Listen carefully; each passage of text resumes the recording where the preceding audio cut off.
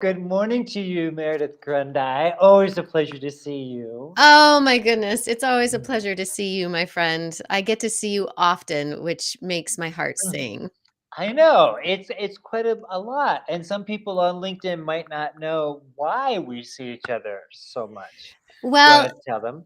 I don't know. You're my guest. I want you to tell them. Ah, Unless you're putting it on me because you don't want to, which is fine because I'm hosting this party and I want you to feel comfortable, Joseph. so I will tell our listeners and our guests that we have a podcast. So it's called Are You Waiting for Permission? And we have done 101 or 102 episodes of Are You Waiting for Permission?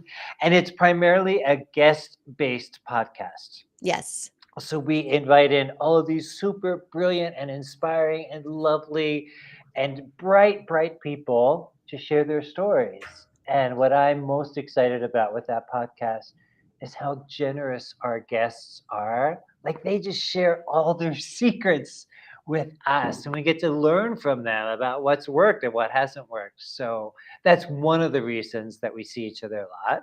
And then the Yes. other reason is because we're kind of besties. Yes. And then the third reason is because every Wednesday at, I don't know what time it is, New York City time. Is it 4 p.m. your time? It's 4 p.m. my time. Confidently speaking, Mm-hmm. every Wednesday for the past 2 years.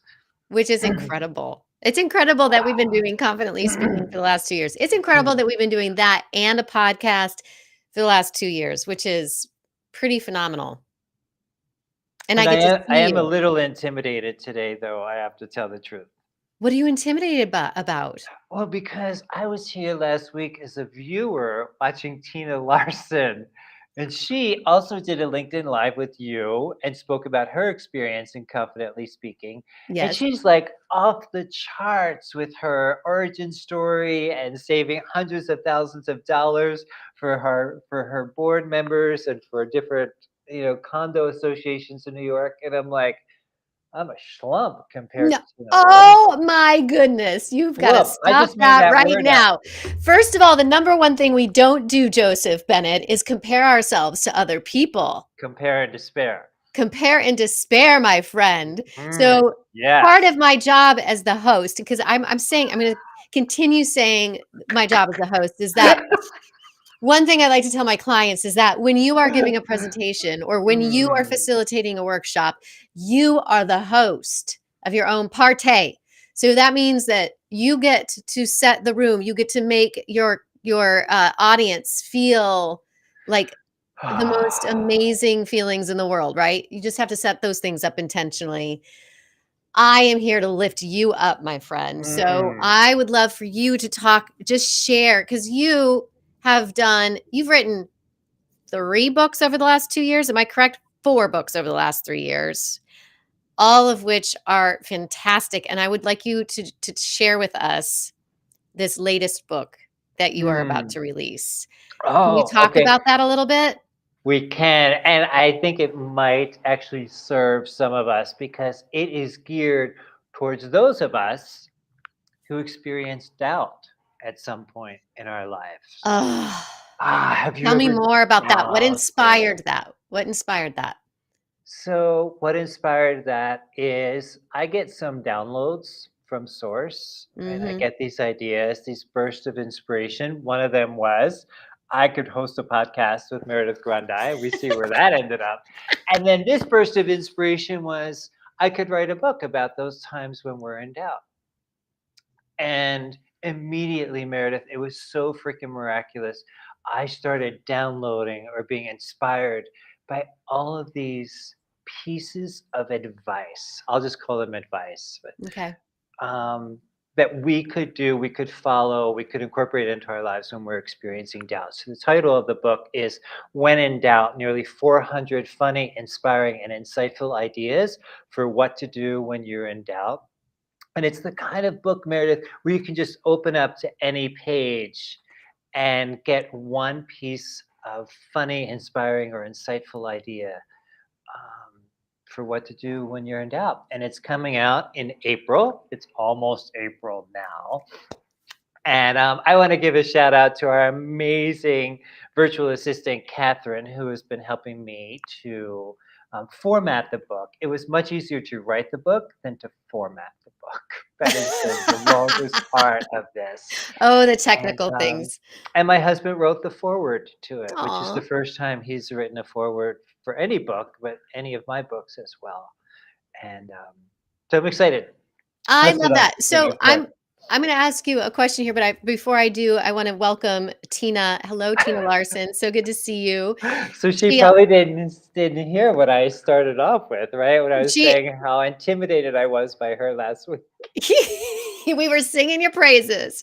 And Tina's also written a book. So we have a lot of, I love this group, Confidently Speaking, Mm, because you all are such an inspiration to me too. Everyone in the group is just doing really great things in the world and really mm. stepping it up. And we have a great fun. And Cheyenne today on my post said that she leaves smiling from ear to ear, which just that Oh. makes me very happy to hear that people also are not just only learning something and confidently speaking, but they're also leaving feeling those like those dopamine rushes from smiling and laughing and Yes, having a yes, great time yes. together.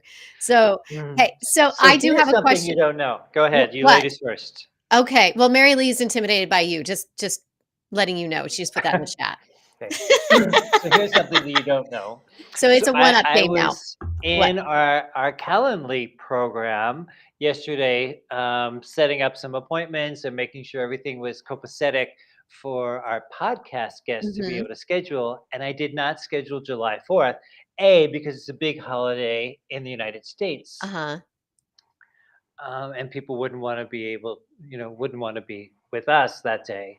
But also, and this is a salute to Confidently Speaking, is because I am emceeing and being the auctioneer in front of 200 people that day, with the goal of raising $100,000 for What? Patronato Pro Niños. So I was invited to do that with Eli.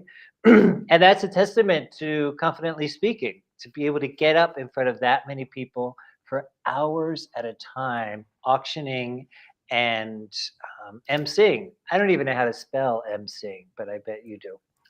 I think it's just MC apostrophe ing. You're so Emceeing. close. That's You're really, really close. Yeah, just kidding. it's almost like Okay, that. I'm gonna back this car up. Are you ready? I'm backing up this car because I want to ask you a question Mm. about when in doubt. I would love for you, if you're okay with it, share with us a story in your own life where you wish you had the book that you wrote. Oh. A very specific story about when you were in doubt, when you were doubting yourself, because we have all done that. And you know me, I like the power of storytelling. It shows our commonalities, it shows that we're not alone in the world. Mm. Yeah. That's a beautiful question. And top of mind, what comes up? I'm sorry for my voice. I've been talking a lot today. Um, what comes to mind is I experienced doubt a lot, but what has happened in my life, and I'm going to offer this to the listeners and to those who are watching, is that I have been really smart to surround myself with people who lift me up. So there Hmm. are consistently people in my life, like Mary Lee and like Tina and like you and the other people in Confidently Speaking, who are metaphorically patting me on the back and saying, yes, you Hmm. can. And I also have joined or formed and joined a mastermind group that meets every 2 weeks. And those men are also metaphorically and strategically and purposefully lifting me up and patting me on the back and saying, yes, you can. And lastly, I'm married to somebody who is just so incredibly supportive and congratulatory and really on the mark as far as acknowledging me for how it is that I'm showing up. But this is what I was talking about this morning and why my voice is destroyed. I had a coaching client and she was pretty honest about she likes having other people in her life lifting her up. Hmm. And we looked at what is sustainable, Meredith. And one of the things that is most sustainable in my own spiritual beliefs is that we can lift ourselves up, Mhm. right? So, in those moments of doubt that I have, that we all have, I kind of look at what self talk are we telling ourselves? Mhm. What evidence are we collecting of this isn't working or this is working or I did this wrong or I did this right? So, what are we paying attention to? Notice what you notice, I as know. you tell us all the time. I do. I love telling us that all the time. So tell me a specific moment then when you're like, this started happening because we're all human and we go down that path of like, I suck. No one bought my work. No one is and then you are able to, because of the skill sets that you have been practicing, which I love all those things that you just laid out for yourself. But what is it about the practice of those skill sets that when you do get to those moments where you go, ah, look at yourself talk, or oh, I've got this community of people that lift me up. I will too heal from this. So can you speak a little bit specifically about that? So, yes, I can. And, that whole idea of, oh, this didn't work, this failed, right? That happens to me all the time. So, about 2 years ago, I put money, a lot of money, and time and energy creating a program that I thought was going to be brilliant and the whole world was going to be excited about. And it was how to be happier because I'm a certified Mm, happiness coach. And I wanted to do a virtual online course called How to Be Happier. hmm. And I was recording videos that weren't really that good, trying to memorize scripts, trying to launch it, trying to get people to buy it, trying to give it away for free. And it flopped. It absolutely just flopped. Mm, And I took to my bed. I'm like, I'm a failure, right? mm, Because I'm a human being and I think that whatever I create is directly relational to my sense of self-worth, which is not right. true, ladies and It's gentlemen. not. It's Not not true. true. But I believe it sometimes. Right. So that happened. And by the people that lift me up and some of my own self-talk and some of my own spiritual beliefs, I was able to come out of that and start creating new programs and launching new things. And I'm a super, super multi-passionate person. I mean, I teach improv and I have a 23-year art career in assemblage and I'm a hypnotherapist and I'm a life coach and I have a podcast. So I'm always throwing spaghetti to the wall, if you know that metaphor, right? Oh, I Always do. throwing things to the wall. What sticks? What's working? Some things work. Some things do not work. It is so true. And That's what I, yep. Go ahead. my spiritual lesson in this lifetime is to not have my value connected to what sticks. I'm not spaghetti, ladies and gentlemen, and neither are you, right? It's just we're throwing things to that wall. And I was reading This is Marketing by Seth Godin last week, and he says it so brilliantly, and I don't have it memorized, but he says, when the artist creates a pot and then puts it into the kiln and it breaks, when that pot breaks, that doesn't affect who they are as a person. They Mhm. created that thing. Whether or not it breaks or not is not relational to who they are. So that helps. That helps, and I also what I just love about having, studied art as a performer for so many years is that it's all about experimentation, and so I really don't see any real fundamental difference between how I am artistically putting my business together versus how I would Mm, artistically put a piece together. I'm mm, always mm, constantly adjusting, I'm making mistakes. Some mhm. ideas are good ideas, all ideas will lead to another idea. Doesn't Mm. matter, it's just about getting up there and actually doing something, taking a step, getting something on the stage. Because if we can't see it, then how is it that we're gonna be able to adjust it? How are Mm. we gonna know if it's going to work or not work? And if we don't try to put things out there, we won't know what do we adjust for next time. So I think what you just shared is really beautiful, and I appreciate that because it's our yes, our heart and soul, but you're right. It doesn't equate to what our value is, Yes. right? It just shows that Mhm. we are resilient and that we just get to go out there and continue trying and trying and trying and trying again, and that we're not alone in that journey. And that's what I feel is so fundamental. And I've heard you Mm, say that too. And I just love it. I love being, mm. you know what I love is having the same kind of conversations again and again with the people that are you're in community with, because it's important, because we're retraining that subconscious mind to really own these things and embrace them and learn from them, and it's so cool when you can do that in community. Mm. And so thank you for that conversation. Thank you, Tina Larson, 100% Meredith Grundei and Joseph. Tina's and also Mary Lee. Just everyone in that group is so uplifting. It's Mm. really lovely. It's a very supportive group of people. Mm. And if you're just joining now, I'm talking about Confidently Speaking, which is the group coaching program that I have through Grundei Coaching, where we do improv exercises. It's improv for speakers. It's any type of speaking, whether you want to be better on podcasts, on camera, get up on a stage, be here virtually, doing one-on-ones, networking, all those things where we get comfortably uncomfortable so that you can really Mm. build that muscle and be in this creative group of people. It's also a place to explore your creativity and to brainstorm. So I just so appreciate everybody. And hello, Felipe. It's so good to see you. And thank you for being a part of this conversation. And so Joseph, when is you said your book is going to be released in April? And is there anything else that you have on the docket? Because I know you've always got your hands on a lot of stuff because I you have are my that hands multi. in Can a I lot tell a of little? stuff. Tell a little story really quick before you dive into that? Which is when I first met you and your husband Eli. I met you both in San Miguel de Allende, Mexico, which is where you live. And I remember you handed me your business card. And I looked at your business because at the time I was struggling with how do I identify myself? People get a little bit confused when I say I'm an artist and I'm a coach and I'm a director and I'm a this and I'm a that. And you handed me your card and you were incredibly confident.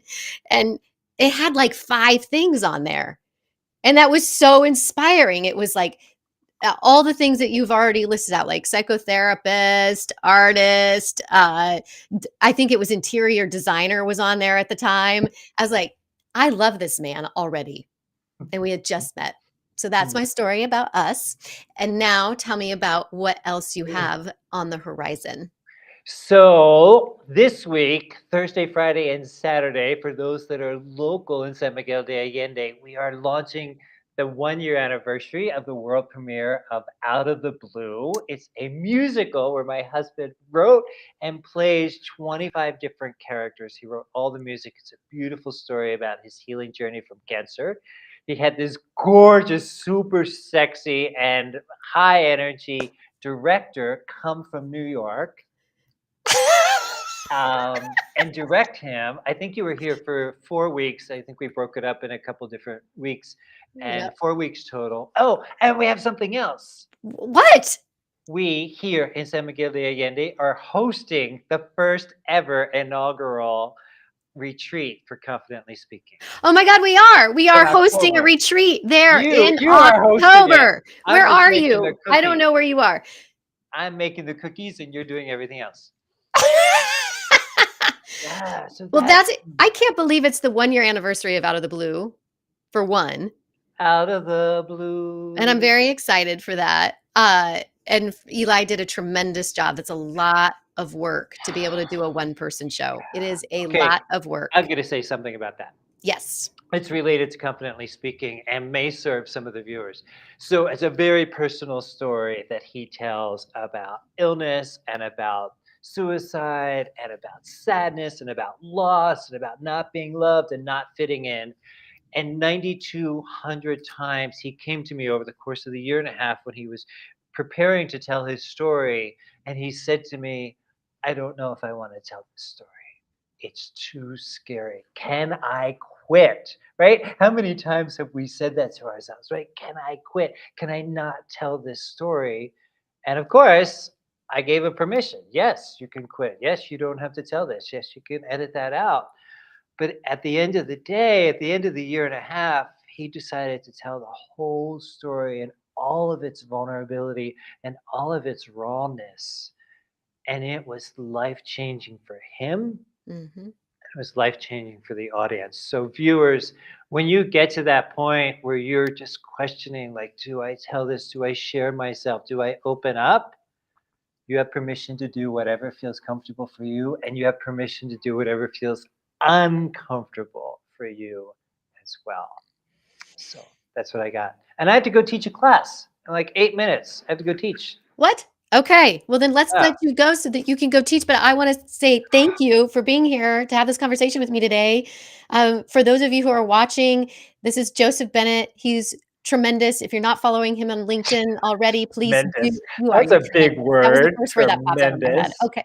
Come on. Okay. So follow him. He's beyond that. He's multiple things. He's fabulous. He's a true artist. Like, you should see his work. I actually love his assemblage art. It's gorgeous. His writing is gorgeous. He's a gorgeous friend. Follow him. He will lift you up.